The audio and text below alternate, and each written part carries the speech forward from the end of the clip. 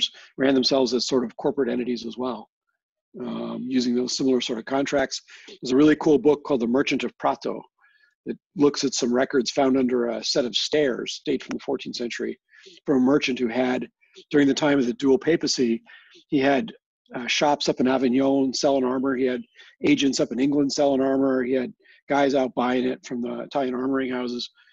So really interesting distribution network covering Europe. It's just one guy. There's tons more of that kind of stuff, which makes it complex when somebody says, you know, I'm in England, what kind of English armor would I have? It's like, well, stuff by the 15th century, you could get whatever style you wanted. Yeah, these guys got around. And so, like, A Distant Mirror really made that very clear. Sure. Because her central sort of, the folks centrally involved are people like de Charny and Chaucer. Right. You've got, you know, Henry IV and V all mixed up in there. It kind of, you know, starts somewhere around 1360 and goes on to, you know, roughly right before Fiore is writing his manuscripts. Yep. So it covers the period that we mostly study, and there's such a broad amount of travel, such a broad amount of experience among that cadre of folks. And just the political back and forth of the time. I mean, it's just amazing how much stuff was really going on. Which is why the scholars tend to focus on one sort of nationality, if you will, and just try to get their arms around that. Because people that study Germany or the German states don't really spend much time looking at France or England because it's just totally different. Keen will show us some of the similarities in here. He makes his case for a sort of international idea of chivalry, but that's true. And I think he's right to mention that. But when you start talking about the social relations across the board and the political events that are going on, it is really different. So. Yeah. In fact, that was one reason I went towards those other two books, was because Keen specifically doesn't talk about, outside of England and France, he doesn't really talk about other forms of chivalry or other sort of political powers in their own terms. He talks about, you know, continental Europe going into Italy or going into the Germanic states, you know, both as condottieri down in Italy and crusading throughout sort of the eastern part of Europe. But he doesn't talk a whole lot. I mean, the Teutonic Knights are mentioned a bit, but mostly in terms of the English and French knights coming and joining them on crusade versus a lot of detail about the Teutonic Knights themselves. Yeah, and it's tough to find that because the Teutonic Knights in particular, I mean, there's lots of stuff on the Templars. Admittedly, a lot of it's less than high quality, but same thing with the other orders, with the Templars being the biggest. But the Teutonic Knights have very little written about them. It's tough to find a lot of material, in part because of where they were. And those records are kind of locked up in, the ones that survived anyway, tend to be kind of locked up in languages that most, you know, scholars are going to write in English are not going to be comfortable with. So you're not going to see as much of it. Yeah. But if you're interested in that, I mean, I've got a couple references here. We can dig that out for you. I tend to capture most of the books on the secular orders rather than the religious ones, but I have some good bibliographies. If that's something you want to dive into. Yeah, eventually I would. I'd also mention, I forgot about it, but the Don Peronino book. Yeah. The Last Night or something like that. No, it's the Unconquered Night. That's the one, yeah. That's really good because it also gives kind of the French and Spanish influence because he was a member of the Anjou dynasty. Yeah, and he's at sea primarily. He's kind of a pirate in some ways. Yeah, it's really interesting. If you guys haven't read that, it's pretty brief and it's very action-packed. So it's real fun to read because that dude just gets into all kinds of mischief. Yes, just a second. I'm messaging Brian Johnson here. Yeah. Hey, Ed, in regards to the Teutonic Knights, during my undergraduate, I wrote a paper on the Rhineland massacres that were involved with the Teutonic order. Okay, yeah. There's, like Brian said, there's not a whole lot of written on it, but if you get a copy of Adam of Bremen, he speaks briefly on it. It might be something to look into. Okay. Yeah, and just like any of these things, when you're looking to find, you know, where you can find sources, basically what you do is you find the best secondary work that has something to do with what you're wanting and then follow those sources that they have and the secondaries that they talk about. It'll all be footnoted in a good work. So that tool works, you know, There we go. Brian Johnson will be in a second. And work for these things too. For example, the bibliography and the notes back in Keen are really super useful. I basically have gone back through the thing over the years and just made sure I had all those. Because piece after piece, like, yeah, that's important too. So is that. And it's getting a little easier now with the older sources because a lot of them you can find it, something like archive.org or something. The newer ones are they're frighteningly expensive nowadays. I mean, the Boydell books tend to be almost $100. So it can be really challenging. I've been digitizing mine so I can search them, but can't really circulate them. Maybe a one-off here and there, but we shouldn't be doing that much. And when they come up on the secondary market, they're still expensive, unfortunately. So some good scholarships being done, but one way around that, for me at least, is I can review the stupid thing and I get it for free. So it's not really free because you're putting in the time to review it, but at least you get a copy without putting out cash. Okay, so Brian's here. So we've got, I think, everybody who was intending to come that I know of. So I think what we'll do, depending on how far we get this week, I think we probably should have no problem getting through these chapters. We probably should go through the next two chapters. The dubbing is really a short chapter, which kind of dovetails some of what we were talking about last week. And then the tournament chapter is really good. So if we do those next week, then we can do the romance after that. And then maybe we'll do the book of the tournament or something after that, and then come back to this. That'll give us. We did dubbing already, right? We were supposed to read through to 5, I thought. We didn't really talk about the chapter dubbing. We talked about the Ordain period. So what I figured we'd do is we'd blow through the dubbing section. There's a few things in there that apply to us, but not a lot. It does talk about more about the other virtues other than the 3 we talked about last week. We didn't really get into those much. The tournament, though, is a big one. I don't think we'll spend much time on like the heraldry and heralds or the nobility ones. They're kind of useful, but the honor chapter is really quite good. You need to read the nobility one to get it, but I don't know how much discussing we have to do. And then it comes back to tourneys again and vows. And then with the last chapter is war, which is a good transition to something like, Matthew Mallet or something, if we want to go further. But this one, the plan today is to get through 2 and 3. So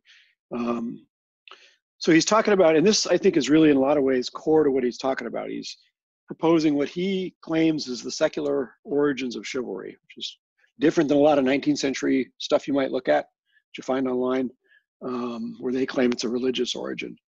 What do we think what's he arguing in here? Let me pull it out. What's the image of a knight that he finds that's kind of universal or international, if you will? I mean, I think he's defining like knighthood as something that exists alongside the religious order, and there's like interplay there, but it's not in most cases like beholden to it. Right, which is very different from what you'll see in other places where they basically walk through the Christian virtues and line knighthood up with that. And I think he gives at least in chapter 3, he gives a nice little summary of what he thinks about that, the crusade in particular, of course, crusades generally. But he gives it a very secular origin. It comes, you'll find this in that Sidney Painter book we talked about last week, where he talks a little bit about origins and then whether it's coming from the knights themselves, from the church, or from the court. Keen still adopts that kind of broad spectrum. Jordan is coming in. And here, especially on, I think it's 19 a little bit, he does it, but then he talks about on 20 William Marshall, so we can talk about him. But then he summarizes it over, where is that? It's near the end of the chapter, I think. Because he takes all this time to build up through literature and stuff and say basically that we're seeing an international movement that starts in France and then moves from France to Germany and Italy. He doesn't deal too much with Spain. He says that, it had this similar effect there, but like everywhere, they weave in their own heroes into the sort of canon. But he does find it starting with France. And he talks about some obscure guys, and then he talks about sort of William Marshall, starting on 20, as sort of the prototype.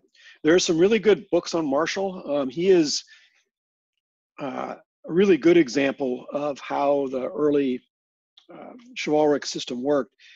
Particularly good because the renown that Marshall earned steadily booted him up in society. So he's one of the poster children for, yes, renown actually did do something other than just had people applaud. You could actually use it like a coinage almost to transfer it into social mobility. In addition to the wealth that he won in the tournament field, he won a lot more by marrying well. And he was able to marry well because of his reputation, his renown, which he earned on the field. So Marshall, there's some really cool stuff about Marshall. Let's see.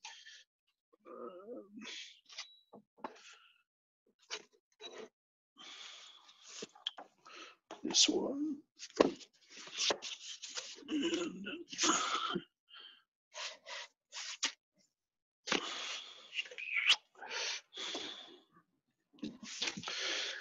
Okay, so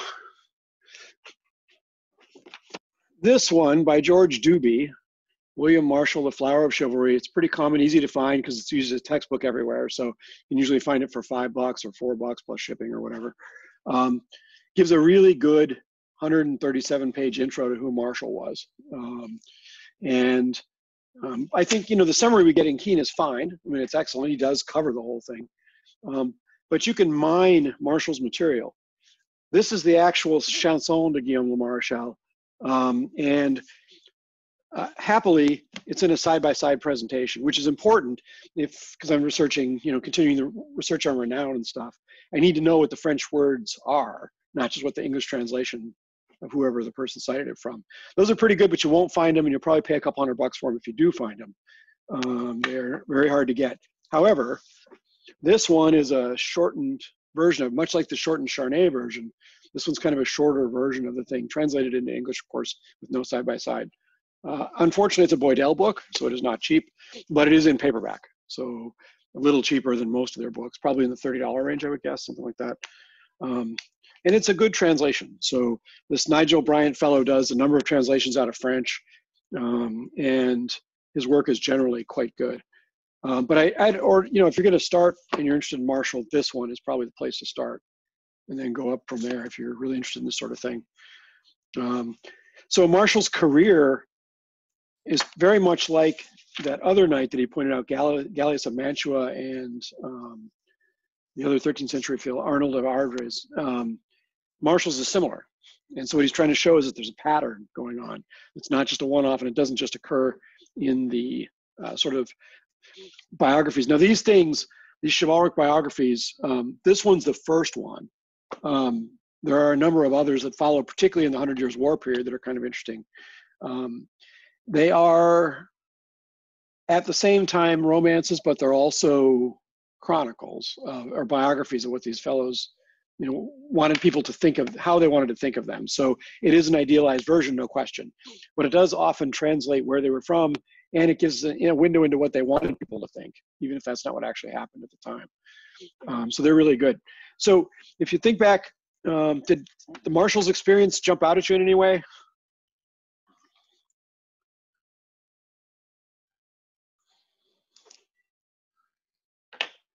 I mean, the main thing, just like that he wasn't totally born into it. Right. I like there was like a discussion of like a whole class of like young kind of fighting men who were on this like razor's edge, Right. falling into a position of kind of obscurity or like ascending, Or even poverty. Yeah.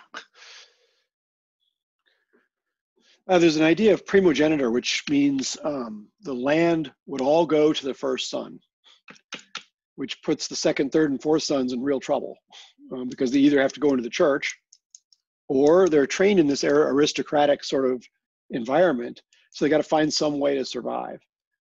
Some people have proposed that's where the tournament really comes from, is that as much as sort of training for war, gives them some way to enrich themselves and survive without becoming, bandits, which was a problem. The Crusades do that too. They obviously give them something to do, send them out on crusade. But there is also, just in tourneying itself, as Marshall points out, you can, increase your status by doing that. and which brings up the whole reputation, renown thing coming into it. And then he talks about, he compares, if you think about Marshall's career, the first thing he does is go start off in jousts and tourneying, which is what Charnay talks about as two of the three aspects of martial activity that win honor. But then he says, of course, he who does more is more worthy. So Marshall follows that pattern where he starts out in jousts and tournaments and then goes off to war and then goes off to crusade and then comes back to war. But predominantly amongst his whole career, one virtue, I mean, we could talk about prowess, and Kuiper definitely does see prowess as the highest one in Marshall's career. But I actually think the books are actually suggesting another one is more important, and that's loyalty. Marshall's career tracks with his loyalty to the crown this whole time. Henry first and then Richard later. And he's rewarded in that loyalty with essentially an earldom, and eventually he becomes regent for a brief time, all but regent, or at least regent in name, if not in fact. Or at least the other way around, in fact, if not in name. So he says here on 21, loyalty and prowess, hardiness and courtesy are all the qualities as firmly underlined by William's biographer as they are by later writers in chivalry. Their qualities instinctively associated with knightly living, not just with knightly fiction. So we talked about prowess and loyalty last week, and maybe hardiness is one that we didn't really hit on too much. We might think of that as resilience or grit or toughness, something like that. And it kind of goes along with prowess, I think, but they sometimes did call it out separately. But this new one, this courtesy thing, he talks significantly about some vectors for that. Where's he pulling that from? Or how does courtesy impact those warrior virtues of prowess and loyalty and courage? Hey, Brian, it's Brian. Yeah. Hey, I was distracted for a second. Before you get off on that question, I just want to, you were talking about the question that Marshall answered earlier. Yeah, go for it. Sure. He made a comment that there seemed to be some guys on this razor's edge, of trying to climb within their strata of society, that being the warrior, the knightly warrior class. What kind of strikes me as I read through this is something that's not really talked about in the book. If you look at the number of people, I mean, it would have taken to field a medieval host or army, if you will, understanding that, they weren't standing trained armies. A question I had that's really not answered by the reading is kind of what I thought Marshall talked about a little, is those guys on the razor's edge. There has to be that certain class of guy that was of the social strata to be knightly, of that type, that strata of warrior class, that by being the second, third, or fourth son, or maybe the second, third, or fourth son of a second, third, or fourth son, that didn't have the family wherewithal, like the money, if you will, to be able to rise, if you will, like that. So what it didn't get me is those guys that were, didn't answer, those guys that were on the edge, that fell back maybe into a warrior strata of, the guys that were in William Marshall's band, rather than the William Marshall that continued to climb. Yeah, totally. Yeah, totally. And I think those become your leaders, your subsidiary leaders, your junior leaders, as things build out. Marshall talks about, Keen doesn't talk about it, but in the original, they talk about his conroi, C-O-N-R-O-I, conroi. And that's the band of household knights bound personally to the leader. In this case, Marshall builds up his own conroi, first of tourneyers, but then they follow in war too. And that's your that's your group. That's both your planning staff, and it's also your officer corps for the main group. And they're also your personal sort of household guards, depending upon how it breaks out. And the conrois were really super important in this period, because that's how medieval hosts were put together, of course, it was basically your leader and whoever he could call to bring with him. And the additive of the nobles assembled was the size of your your host. And so I think that's very important. It really touches on how armies were put together. It's not, we think of armies as, the king would call them and they'd show up. That's not actually happening until the 14th century. And even then, it was a new thing with the rise of the indenture, which was basically a paid contract. Under feudal service, you're supposed to give 40 days service in your home territory. It's defensive. So you can't take them over to France under feudal levy, for example. And so eventually they figure if they're going to do these wars, they're going to have to pay them, and that changes things. But there's always that group of guys who have some skills in the training, not maybe training, but experience might be better. And the experience at the sort of junior noble level who become country knights. Some of them just become, your castellans or your marshals and that sort of thing. These guys are trying to find a position. I think he does talk about that a little bit more in the German lands. But I think it's important because that's how many marshals are there going to be? It's going to be one or two in a generation. Everybody else is going to fall somewhere else in the spectrum. Right. So you got that whole group of guys that were important, probably had prowess and renown in their own right, that were the sinews of an organization that the people, of which the people that get remembered of the guys that, the cream that rises to the top, like a William Marshall. And the other thing you were saying, reminds me of if you go back, 2 or 3 centuries, when you talk about the conroy, those are the, almost like the concept of the Viking or the Anglo-Saxon husk curls, or similar, yeah. It's still not a one-to-one, correlation, but the household retainers of which that guy counted on to really get the things done that, those big actions done, if you will. And they talk about that with the title ministrales in the German, even though they don't call them that in France or in England, they're still there and they've got a very similar role. They're just knights in England and chevaliers in France, as opposed to ministrales. But yeah, it's the whole segment. And we, unfortunately, we don't have as much from those guys. We have some court records. There's a lot of those. And we have some land records and things like that.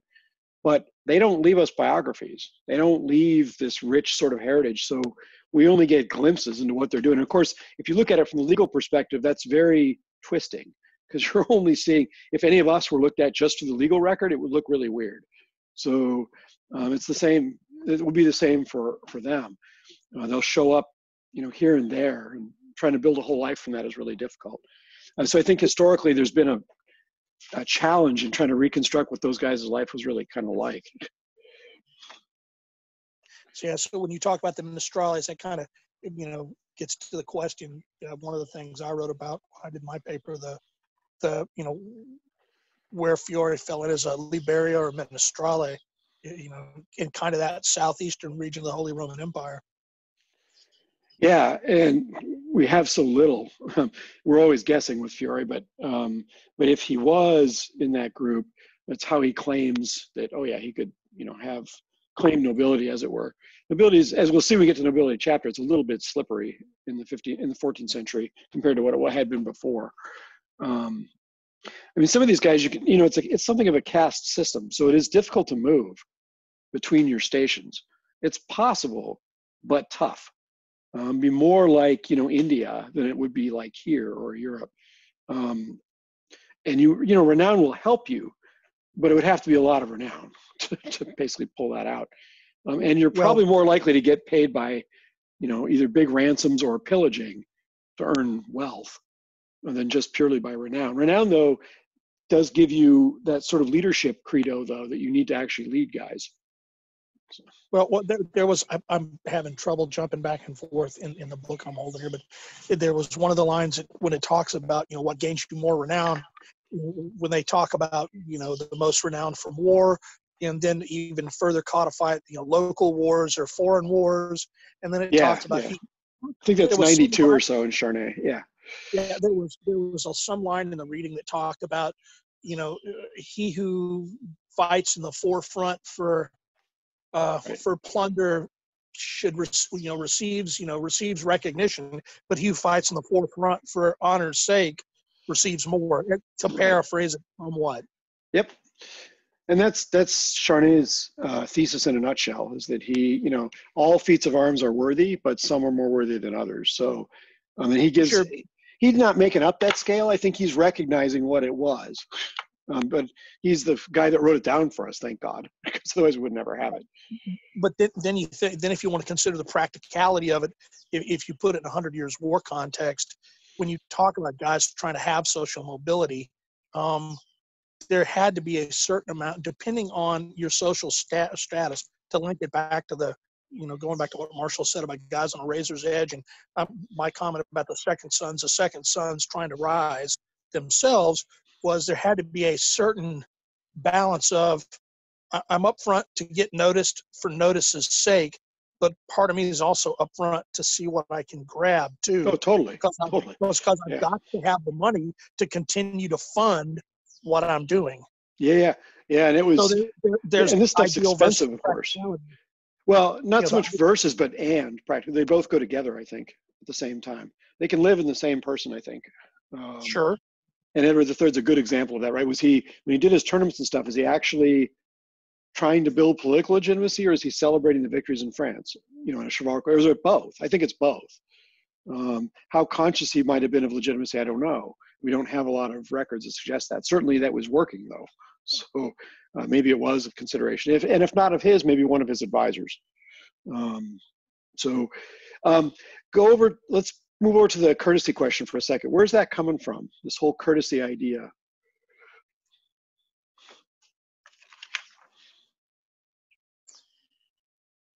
So if you look at the bottom of 21, he says the courtly element in 12th century image of knighthood is an aspect that requires emphasis. In a broad sense, courtesy implies manners fitting to a court. And it's striking how much William Marshall's world is a world of the court as well as the camp. He's actually challenging some of the other writers who just see it as prowess only. But he has skills in court too. And of course, the next page, he starts to talk about the trouvères and the chrétiens de Troyes and so on. So they're pulling this courtesy idea in part from the requirements to rule at court.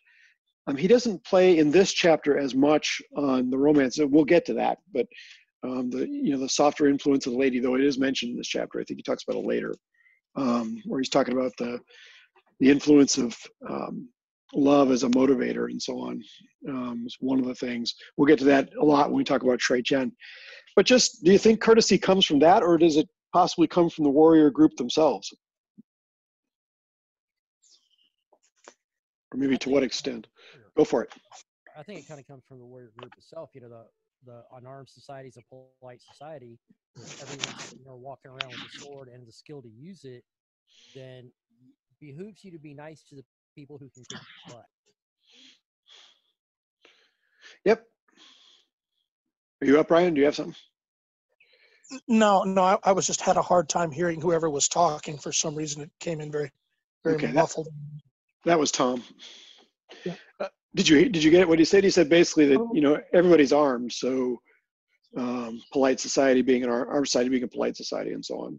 Well, I can see that, but I mean, I can look at it through two different lenses. I mean, if you look at the influence the church has always tried to have on that too. I mean, Yeah, so that's we'll hit that one in chapter 3, but yes. If you look at the church, they're trying to build, but it kind of builds on his armed size, polite side. They try to build polite manners and courtesy to everyone to stop, kind of, a way to stop armed conflict, and a way to, and it is kind of a, if you look at the, the peace and truce of God is our. Right, the peace and truce of God. But if you look at the kind of, the 7 deadly sins being opposed by the 7 cardinal virtues, I mean, it is can look at it through a prism of, it's like looking at it through a prism. I mean, yes, armed society is a polite society.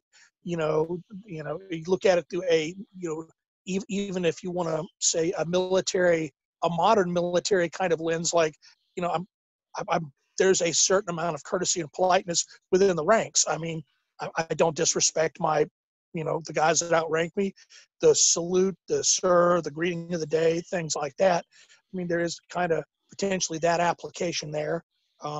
That's what I was kind of getting at with the warrior side, because I think the church side we'll talk about, I think, in the next chapter, but the warriors themselves obviously have those sort of innate respect pieces, added to the fact that they're all they're related to each other. So, and I want to bring up, there's maybe, let's call it maybe the political angle. Sure. As you know, kind of looking at this as a hierarchy of kind of rank, and I know it's not an exact analogy, but the guys at the top don't really want the guys at the bottom fighting too much, because they need those guys to kind of help concentrate their power and enforce their own power. So if they're always squabbling and fighting amongst themselves, the guys at the top are losing influence and power as those guys diverge and sort of split the political base amongst themselves. Sure. Say the difference between, you know, where we talk about primogeniture with the first son inheriting most things versus, you know, what Charlemagne did with his sons, where everybody got a piece of the puzzle, and it led to a fracture of his empire. So you want the guys below you having courtesy, having some amount of respect, and, you know, recognizing the legitimacy of each other's power, so that they're not dividing the political base kind of willy-nilly. Well, added to the fact the crowns were pretty weak. So Yeah. Your crown is really first among equals of the dukes, but they're not, the way we think of a king is sort of like a totalitarian leader almost. That's not the way it was in the medieval period. They just didn't have that kind of authority, because of course the senior nobles had the right of private warfare within their domains. It took a long time for the crown to sort of adopt, you know, seize that power and pull it in. It was stronger in the German states, as he mentions here, but in France and England in particular, that was guarded right up into the 18th century to some extent.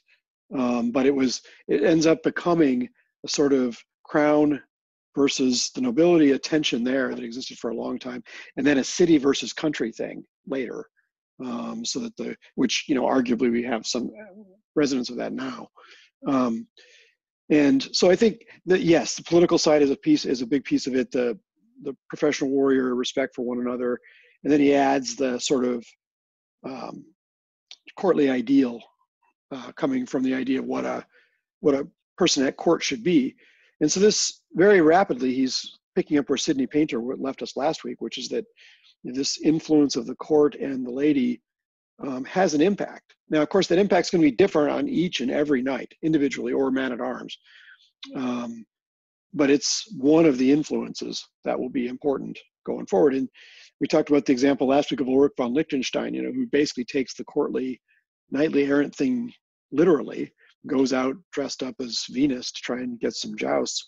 But that's how he's doing it. He's going out and challenging people in a sort of pot arms format. Whereas you get to the William the Marshal, it's fighting in these group tournaments, which are very different.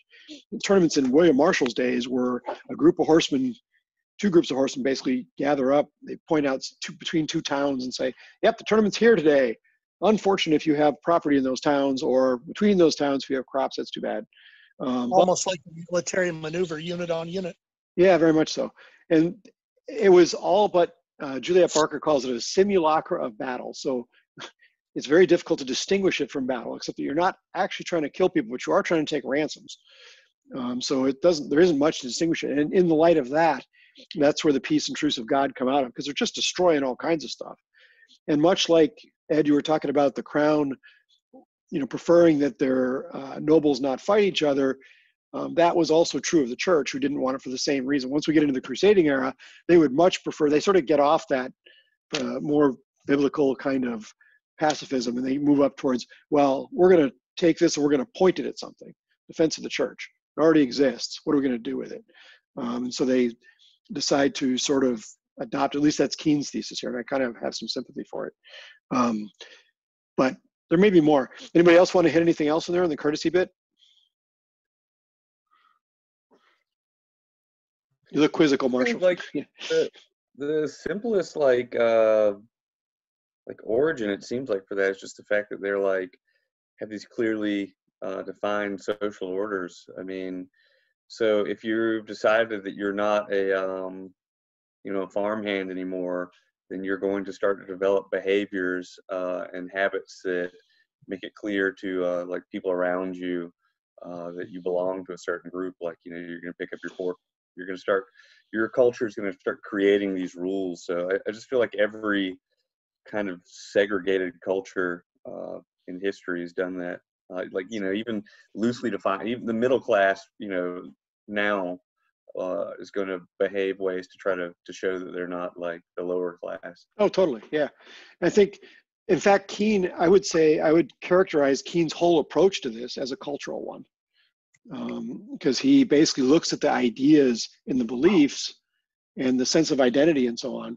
And that's what he's talking about. He, you know, we'll spend some time talking about war and maneuvers and technology and such, but, and tactics, but he's focused really on who these people thought of themselves as. And so I think I'm glad you bring up culture, because I think that's really super important. They were creating an identity, if you will. And because it's a caste, it's keeping other people out also. As you say, you can't just pick up your pitchfork and go to a tournament. I mean, you know, what's the film? Knight's Tale. Thank you, Knight's Tale. Yeah, that just didn't happen very much, if at all. The world. It's cool and it's fun and it captures the tone of tournaments very well. Even though, you know, "We Will Rock You" is probably not a readable song, but the idea of people moving, that's a very modern approach. They had almost none of that I've seen. They do have revolts during the 15th century, especially when the cost of war is just so high. The Jacquerie in France and so on, that does happen, which creates sort of a different kind of consciousness. But as we covered last week a little bit, these guys were conceiving of society in the main as those three orders: those who worked, those who prayed, and those who fought.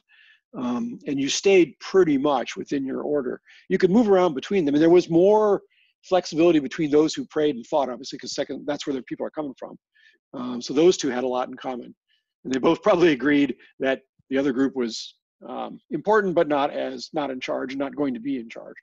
If you want to look at it from a raw political standpoint. I think you can also go for it. I'm sorry. Go for it. I think you can also find some of that attempted social mobility between what Marshall was trying to allude to as a middle class in the later part of the Middle Ages in Italy, because they practice a different type of chivalry than, I would say, either France, England, Germany, or Spain, if you want to throw Spain and Portugal in there. Yeah. It's interesting because it's a very literary embracing of it. As Keen points out in here, you know, for a century, in the 13th century, you had some crossover, but I think he tries to make it look too similar, because I think that life in the towns was run by the guilds primarily, at least in the Tuscany. And if you get up into the Venetian areas, it was run by the leading families, which were still bound with trade. So I think the people he's challenging, saying it was bourgeois, I think after the early 13th century, that's right, it was very different. But it embraced Provençals, the language to talk about this stuff in, and the leaders in these city-states in Italy wanted the trappings of chivalry. This is why I think they had those civic games and stuff, much like will happen in the Low Countries. I think, wasn't there even a pass in Keen here where they talked about in Italy, where they said, you know, they made a lot of people knights in Italy that would have been avoided. I think the quote was avoided like the plague in other parts of Europe. Yeah, and you'll see, you know, accounts in Froissart and whatnot, where before a battle they knight 500 people. Well, okay. I mean, if you do that in SCA context, it would take you all day because you do them one at a time. But I'm sure they did them as a group, obviously. But even so, probably not all those 500 had the money, but you're making a statement before the battle. But that, you know, yes, it was. I think it was very different in Italy, which is why it's a little bit problematic when we start talking about Fiore, because you get the Marquis d'Este, who's immersed in the chivalric culture. He's got his castle, he's got the court and all of that. But he's a rare species in northern Italy. There's not as many of those guys as there are power in the cities. And this same sort of thing will be true in the Low Countries. There are nobles in the Low Countries, Flemings, but they are in fealty to the French crown, and they have less in common with the rising cities in those areas than they do with the crown. You're alluding to that Norman conquest of Sicily, you know, a little bit earlier, where the Oh, that too. That helps spread it, certainly. Sicily was a little different because it was actually a French hold for a while. So I think the ideas grabbed there more solidly than they did elsewhere. And just the way power showed up in the city-states is different. It's attached to money, much like we have it. That was not so much the way it was in England and France and Germany. So at least not, they were way behind where Italy was if you're looking at it from an advanced and further back issue.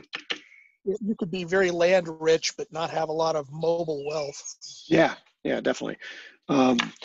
So the next thing he talks about here that I think is kind of interesting, he talks about, I'm starting on 23, he talks about these technological innovations that made the mounted knight different from what came before. How does that resonate with you guys? You can even think of this as an early military revolution in a sense. Yeah. Spurs were the big one, I guess. Almost. Stirrups, I think you're thinking of. Yeah, Stirrups. Yeah, stirrups. Yeah. The couching of the lance, or at least, or the different types, specifically in the Bayeux tapestry, that was pretty interesting. Yeah, it's different if you're holding it up here or down here than if you've got it this way. And so the stirrup is required to keep you in the saddle because you can't do that. You can't take the impact without that. And also they can't the saddle up too. Yeah, I was going to say it requires a change in the saddle if you're going to couch it under your arm and not be knocked off the saddle by your own impact. Yeah, having been knocked out of the saddle by the own impact, I don't recommend it. So definitely you're going to want to come up with, what's that? Were you using a Western saddle? No, it was a medieval saddle-ish. I mean, this is like an 82, 83. But it didn't have a high enough, it wasn't a 15th century back, let's put it that way. And what happened was I was running the course, my first time on horseback. I don't recommend also your first time on horseback being a jousting pass, but you know, it's the way I do things sometimes. So I made the pass and the lance was so long, the horse knew what it was doing because it'd been doing this all day. Me, however, didn't know anything. So I'm in there, I've got a 1-inch thick Kerboily breastplate, a pot helmet, kind of like a Pembridge helmet, and a shield, which is beat to crap. And this lance, well, I got in the saddle, the horse takes off immediately, and I noticed the lance was oscillating. And it occurred to me, oh crap, in addition to everything else I have to think about, I got to time the oscillations on the lance. And about that time, while I was thinking about that, I forgot totally about my shield, which drifted. And so he caught me square in the center of the breastplate. There was this white metal sort of double eagle thing that he had riveted onto the thing, caught beautifully on that, lifted me up, knocked the wind out of me as it hit. And so the next thing I'm looking at blue sky. It's like, hey, where'd my horse go? It's like, no idea, just up and out. And I couldn't breathe because the wind had been knocked out of me. So it's like, okay, let's get up. Let's, took a minute or so to get the wind back. It's like, let's do that again. I think I can do better in the second pass. So, yeah, the high canted saddle, I would definitely go for that. And the stirrup, if you know what you're doing, the stirrups help a lot.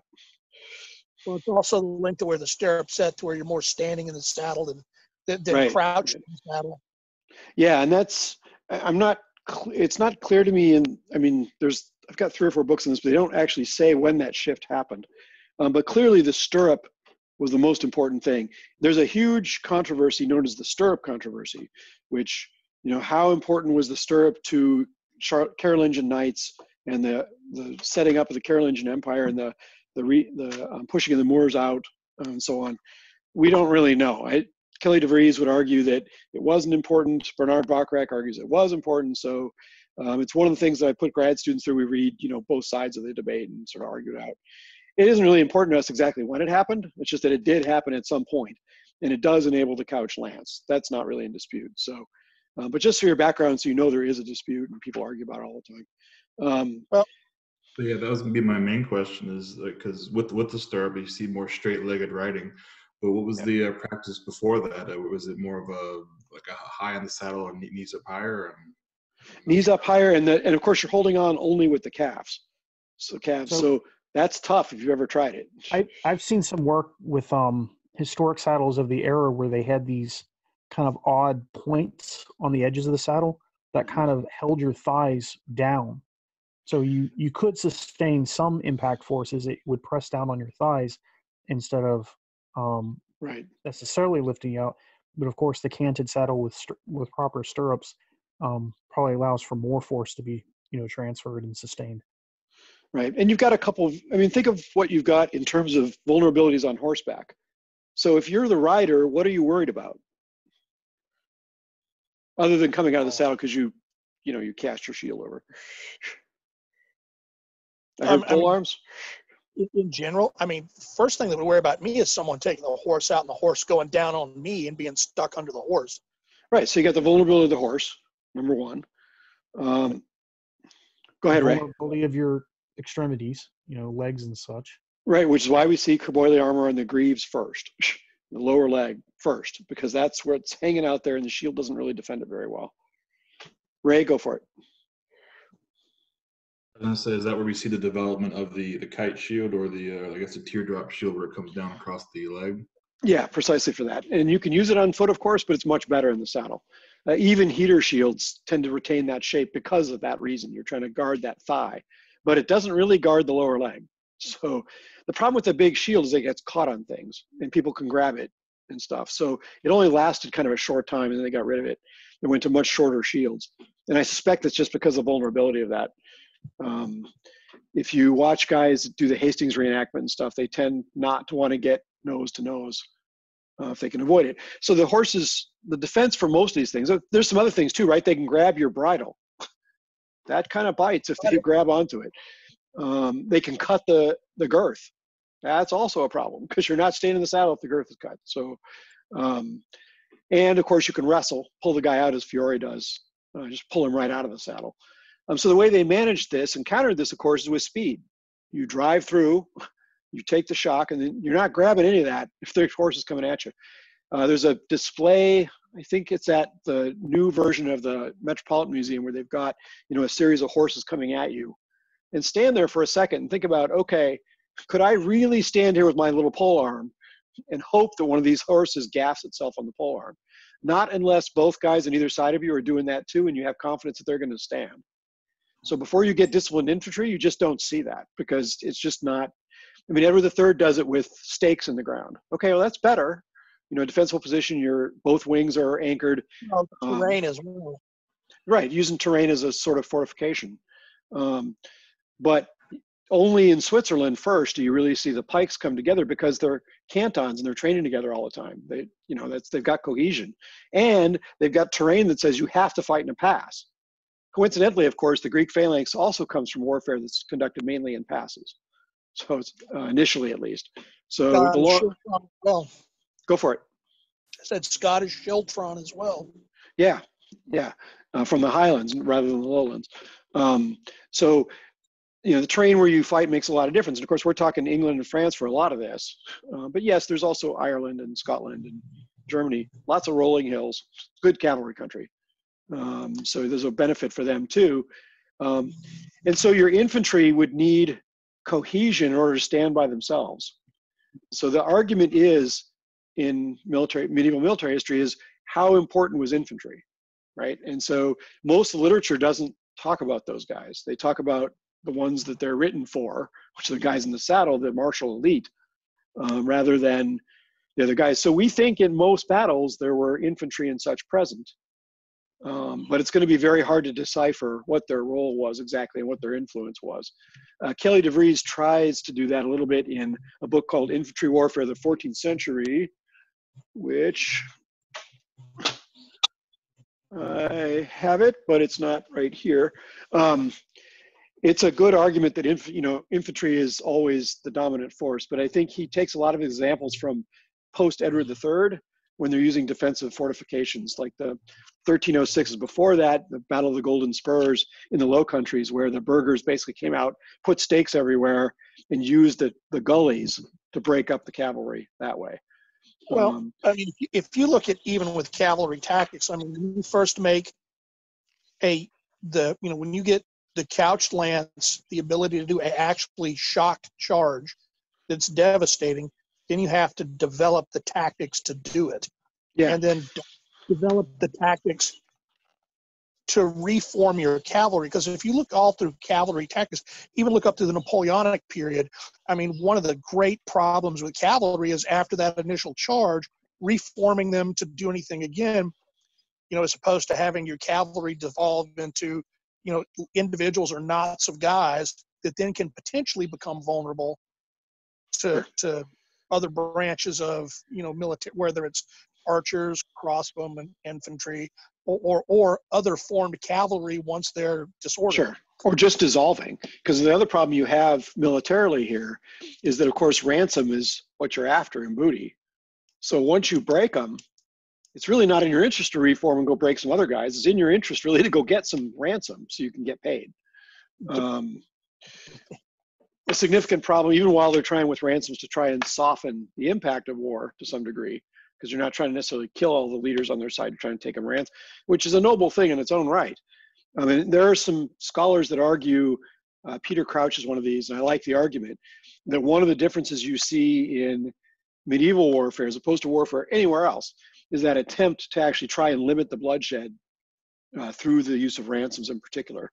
And I think it is kind of, well, we don't know much about the commons, right? We don't have much from that. So we don't actually know how many of them there were, or what degree of them were killed. So right now that remains an open question, but for each other at least. Now that we talked about last week, there's some other reasons for that. You know, they're all related for one thing. But the other thing, they may be on the other side next week. So this isn't really a nationalist thing that we're talking about until we get to the late part of the 100 Years' War. It's more of a local thing. So, well, and then that kind of bounces back to your question of, you know, loyalty. Yes. So it's complicated for them. Go for it, Brian. Well, I was going to say, even I found the passage I was looking for earlier, even when it was talking about, Henry or William, Sure. fighting for Henry. It talked about that, he was, he did, I think I'm looking at page 21. It said he was gaining prowess. Said it steadily added to his rise in reputation. It said his prowess was widely known until 1182 when he fell out simultaneously with Henry and his father. Rumors circulating of an affair between William and Queen Margaret of France.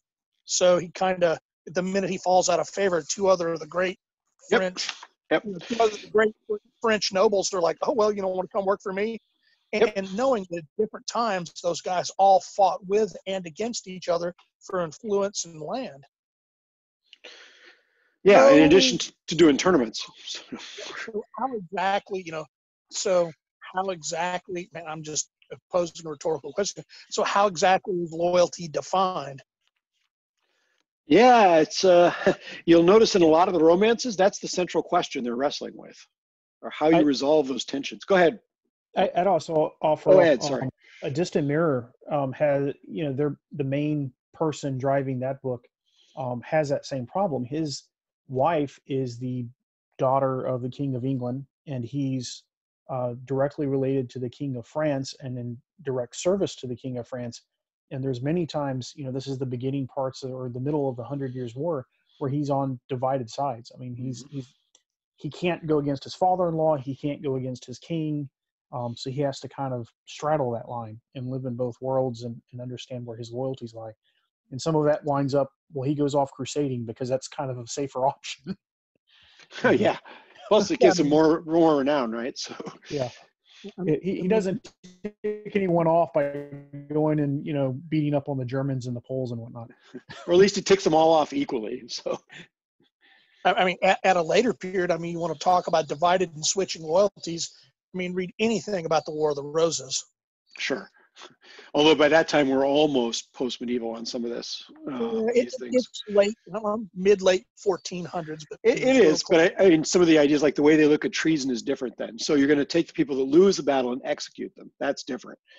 But yeah, the technology is roughly the same, and the ideas are shifting, and the towns are way more important by that time. And they're becoming important during the 100 Years' War, which is why I tend to look at the 100 Years' War period as the big period that changes a lot of stuff really fast. Historically speaking, over 100 years, many things change. So the world after that war is over is nothing like the world that they went into that with. Not just because of the war, but the Black Death happens in there. You've got two popes for part of it.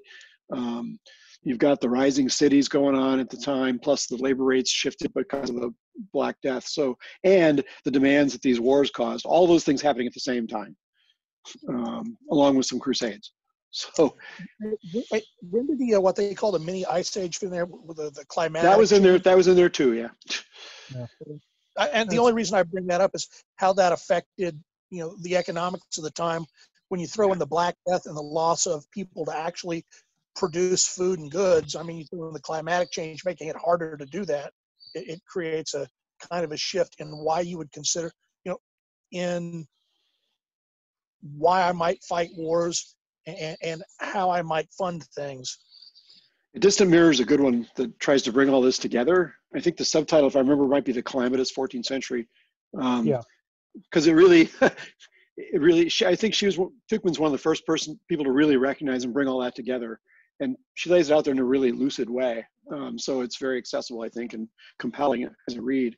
But she does hit on all these things, which is cool. So I do recommend that one too. And thanks for bringing it up, Ed, because that's a really good one also. It's useful as just as a broad survey of everything going on. I think there's some dispute if some of her conclusions hold up today, but there is. But that's right. I'm not qualified to say, but I mean, as a broad survey and kind of getting into these dimensions, because I think it survives. We call it the 100 Years' War, but I mean, it wasn't that there was constant warfare between, the different European powers. So in between the major conflicts, I mean, like the guys from England are going down to France and raiding the countryside. Well, they make treaty and peace with England, so they've got to go somewhere else if they want to make money and renown. So they go on crusade, or they go down to Italy, or they go to Spain. They do all these things, and so it's just sort of like constant conflict, even if the war is technically not being waged. Yeah, and I like that one actually because I said her writing style is very different from Keen's, obviously, and so it's easy for people to get their arms around this stuff. It's a long read. That's the only caveat with it. It's a good one, but it tends to be, you can hold your door open with it, and so some people look at it and squawk, but it's really good. Before the current troubles, I had a long commute and a program that'll read it for me. So. Oh, nice. Okay. All right. So. We'll come back to the technology thing later, or going over a later portion of the book. But the weapon system we're talking about here is designed for the heavy cavalryman, the armored heavy cavalryman, moving across the field. And of course, Keen doesn't talk about it, but that has ramifications for the fighting style, because first of all, you got the initial lance charge, but your lance is going to fracture. Probably at some point in there, or you're going to drop it, it's going to rip out of your hands, whatever, and you'll then draw swords and go in. All the romances have the same pattern, right? You come in, fracturing of lances, normally both people stay in the saddle, showing how hardy they were, and then you draw swords, and you begin what I call the myriad blows approach. And this is in an area where you talk about mail over an Akiton. So pretty good defenses, but the Akiton's probably a lot heavier than our light gambesons. So a lot of the protection's coming from that. And you're talking about basically crushing your opponent with many, many blows. So it's not what we think about in a Schola context in the cities of, try to artfully get one blow by the thing and end the fight. This is hammering, constant hammering. It doesn't mean the blows aren't accurately thrown, but it means that you're not going to probably end the fight with a single blow. And any romance going all the way up to the 15th century is going to talk about the ability of these guys to stand up under withering blows, withering fire, if you will, from these blows over and over and over again. And so it's a different sort of mindset than goes along in most of what you find in HEMA. But for them, that shifts with the adoption of plate armor a little bit. We'll talk about that later. But just to get an idea of sort of calibrate what this weapon system means for fighting styles, right? Your swords are not very pointed. Because it's very difficult to run a sword through mail with one hand. Very tough to do. It's possible, but it's not easy. And there's, you'll find in romances them talking about shearing off somebody's hand or head or splitting the helmet or the shield. But unless the horse is moving, that's also very difficult. Now, these are iron helmets, not steel. So they're going to be a little bit less resistant, but still resistant enough that it's going to be very difficult to just put one through there. So you're going to need a lot of blows to come in and get the guy to submit at that point. This is probably something a little bit like what we see in the Behort world, where they're just beating on each other. But as we'll see when we get to tournaments chapter, you were trying to, lessen the impact of that on folks. So the weapon system we're talking about is a guy in mail with some sort of helm, with a lance, and then a secondary weapon, usually of a sword, riding through. And his horse is crucial to what he's doing. And that remains true until we get versions of plate armor. When footmen, they start to do foot combats in addition. It's not to say the footmen weren't there, they didn't have armor or anything, we just don't know as much. So it's harder to say.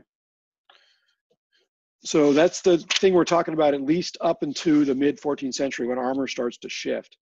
And he talks more in here about, one more thing I want to get out of this chapter, at least to pull in, is the idea of largesse that he's talking about.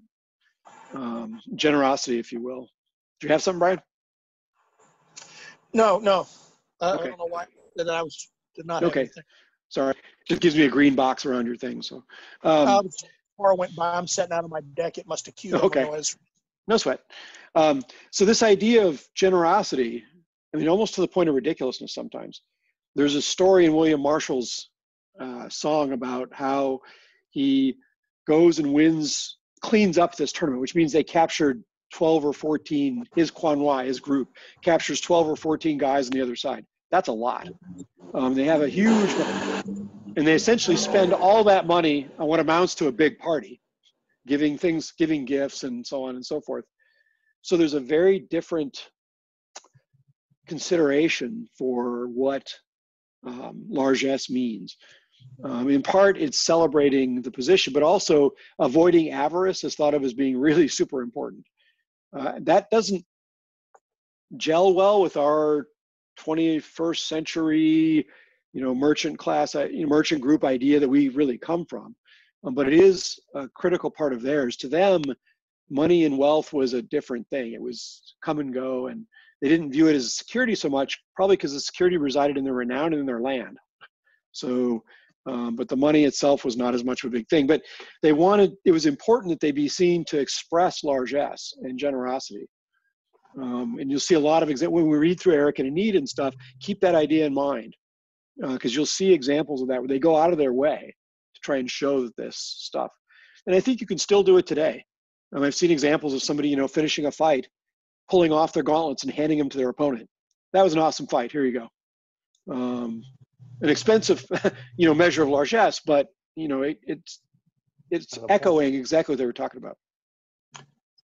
So again, I always get back to the ideal versus the reality when you factor in that a lot of these writings are how these people wanted themselves viewed versus what it was going to actually take for them to be able to operate in that society, if you will, or that strata society, especially when you talk about there's always going to be people in it that are going to be richer, if you will, than the ones, to use, Marshall's term, on the razor's edge. So how much and to what extent was it actually, and again, I can't answer it. It just always occurs to me how much it was actually practiced versus how it was the ideal of this is what you ought to do and this is how I want to be remembered versus the reality of it.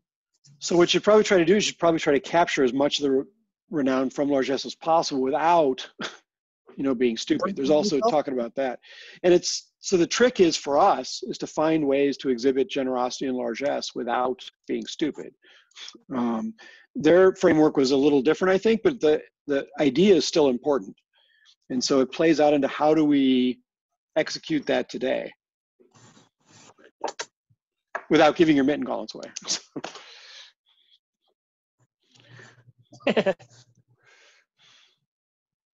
What do you guys think? How could you do it today? Well, I don't know. Marshall got a poleaxe from me one time. So how did it work for you, Marshall? I couldn't get my push to talk to work. Yeah, no, I've always been, I've always benefited quite a bit from everybody else's generosity. I appreciate you guys. The other one is Ed, always volunteering to put up my whole crew every time we come to Atlanta. Is a very apt and appreciated one. Well, and it leads to renown exactly there, right? You name Ed as the one doing it, and he gets renown. That's how the system works. So Perfect. Ray, what do you think? I mean, the only thing I can think of is Marshall was there. I was in a tournament and I hit another guy on the hand, and I think I actually broke his finger, but I didn't know at the time. Sure. And he pulled back in pain. The judges didn't call the point, and I didn't follow through because I didn't want to hurt him. I don't know if that's considered compassion or more generosity, but it's a different type of generosity there. But it does fall under largesse, I think, because, you know, especially if you get a new, we talked about this last week, if you get a new combatant, yeah, I could just bash them, but I don't want to push them out of the fight. I'd rather bring them in. So I think there are ways to approach that on and off the field. Certainly giving your opponent the benefit of the doubt is part of the way you can do it, which tends to be my personal practice. I like to think I do it, is to, you know, if I don't know, if I have any doubt at all, I just give it to them. Because I didn't cover. So at the very least, even if their kinesthetics weren't right, I made a mistake. So at the very least, that needs to stop. But that's, you know, how we give and take blows on the field is one way. And that's more of a, you wouldn't have seen as much of that, I think, from what they were doing. Oh, Sam's coming in. Let him right here. Welcome, Sam. Sam, we're just talking about largesse and different ways it might show up today. And Marshall pointed out, or Brian pointed out, that Marshall's gotten poleaxe, and Ed's hosted Marshall's crew in between at events with Atlanta. Ray suggested that, you know, smack a guy in the hand and then not taking the point. That's all good stuff. Now, I think that's all counts as largesse, because that's how people are evaluating you in addition to your prowess. They're also looking at these things to see how you act. And I think this is where, in a tournament especially, the rubber meets the road, because under the stress to win, the pressure is to not give those things because you want to win. But actually, I think you take more damage because people see that you're being chintzy or whatever. You may win the fight, but you're losing considerably more than that. I was going to say, you'll see that. I've seen that in modern tournaments where people decline to receive points. So you'll see that a few times every tournament.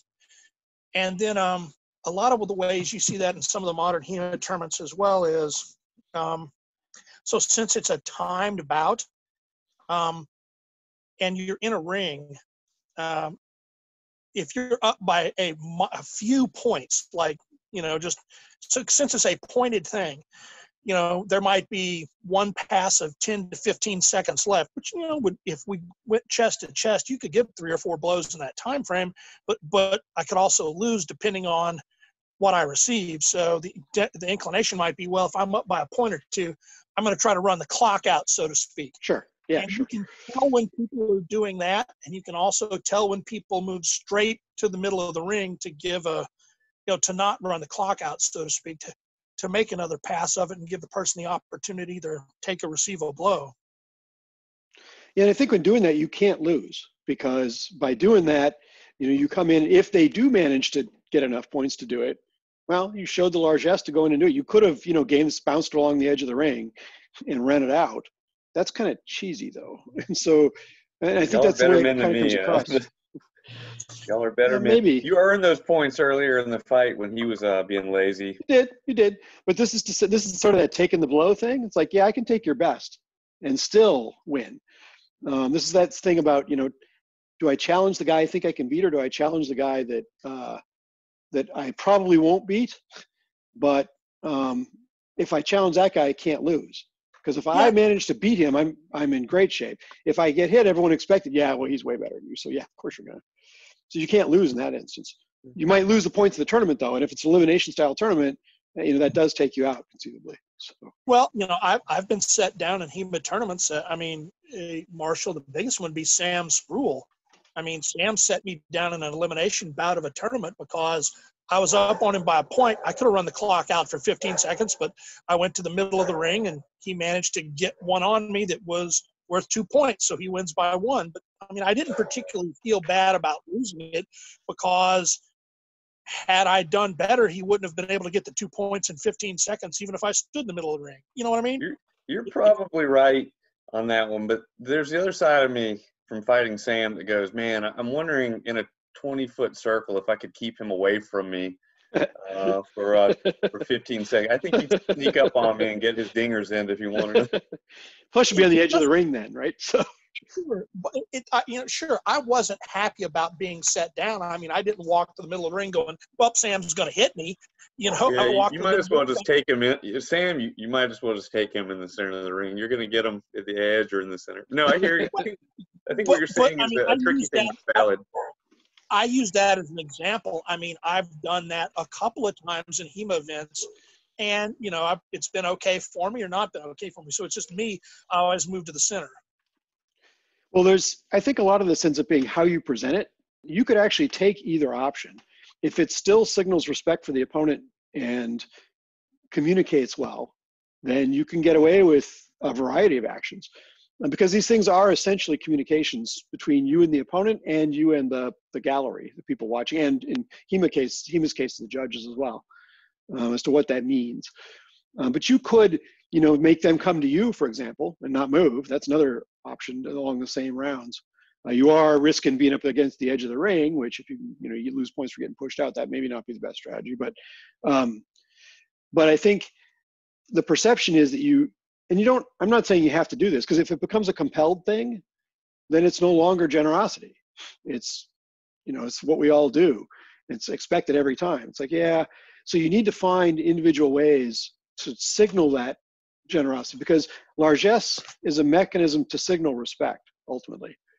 So you use it. The reason that these guys, for example, would give a horse and stuff to combatants that didn't have as much as they did was to signal respect. I think you're worthy of this. Here you go. So giving a gift is the same thing, whether it be a gift of, a point not taken or however it plays out. And I think that's got to be an individual choice in the moment. You can't compel it.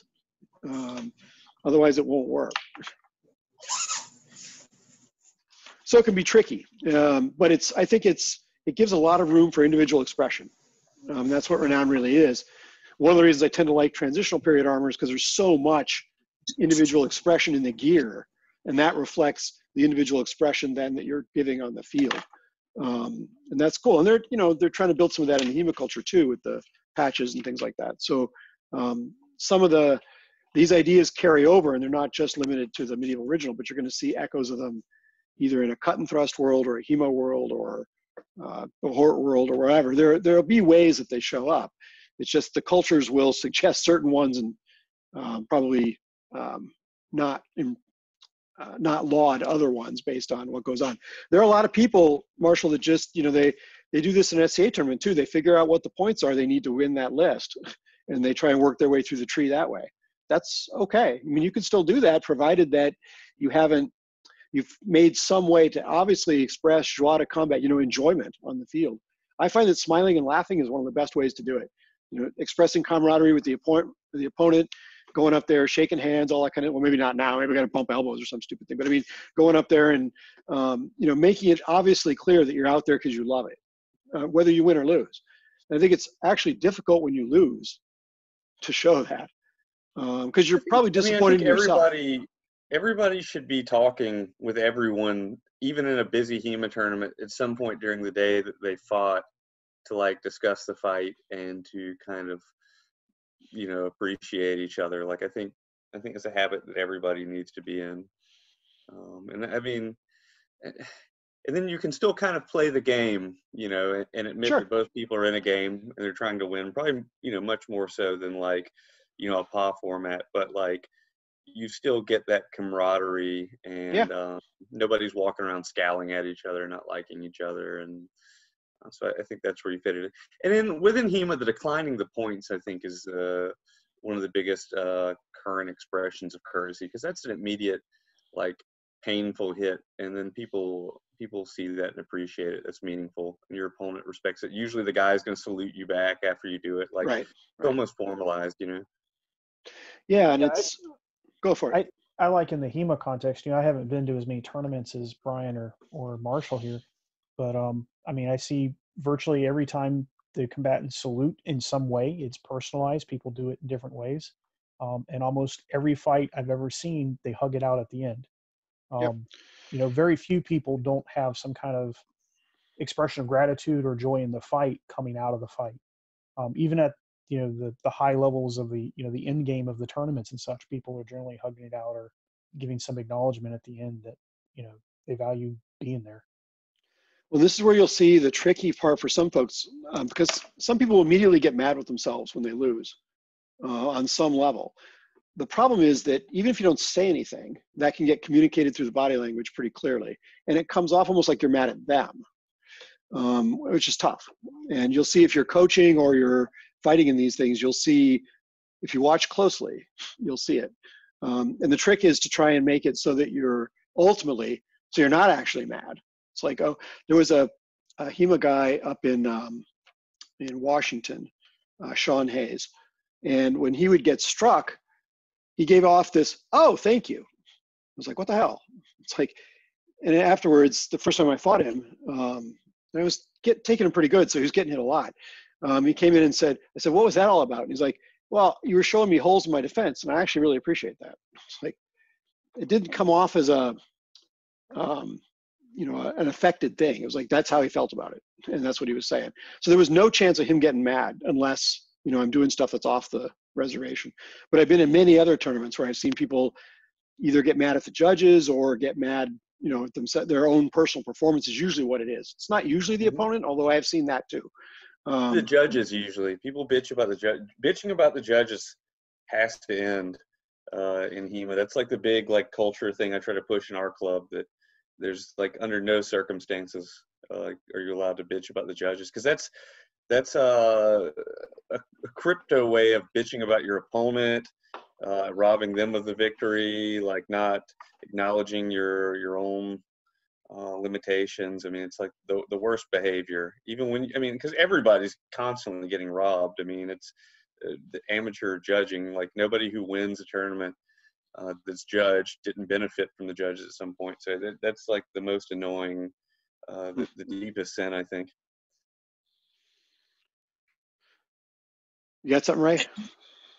Well, I was going to say the other thing you got to watch that I noticed, and I couldn't pick out a single individual now, but even by the time the SCA, you look at HEMA, the other thing you got to watch that is kind of the antithesis of largesse is you look at the more what you can, when I say senior people, there's always going to be a strata of combatants that are better than others, no matter if they're new, been in it a long time. It's, whatever ability a person's going to float to, there's always going to be stratas of, top level, bottom level, whatever.